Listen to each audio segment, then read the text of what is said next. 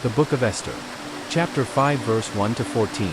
Now it came to pass on the third day, that Esther put on her royal apparel, and stood in the inner court of the king's house, over against the king's house, and the king sat upon his royal throne in the royal house, over against the gate of the house.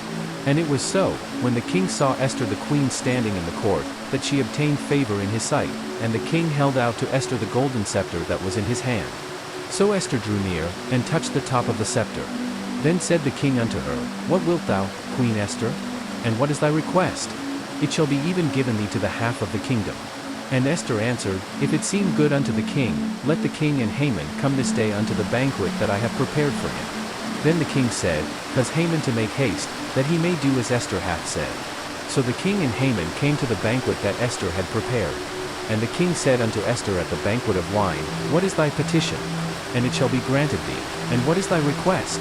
Even to the half of the kingdom it shall be performed.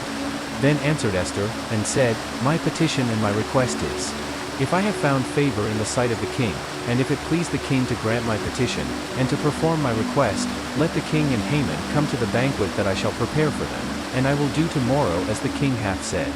Then went Haman forth that day joyful and with a glad heart. But when Haman saw Mordecai in the king's gate, that he stood not up, nor moved for him, he was full of indignation against Mordecai. Nevertheless Haman refrained himself, and when he came home, he sent and called for his friends, and Zeresh his wife. And Haman told them of the glory of his riches, and the multitude of his children, and all the things wherein the king had promoted him, and how he had advanced him above the princes and servants of the king.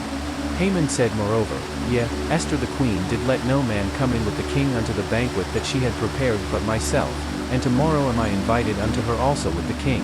Yet all this availeth me nothing, so long as I see Mordecai the Jew sitting at the king's gate. Then said Zeresh his wife and all his friends unto him, Let a gallows be made of 50 cubits high, and tomorrow speak thou unto the king that Mordecai may be hanged thereon. Then go thou in merrily with the king unto the banquet. And the thing pleased Haman, and he caused the gallows to be made.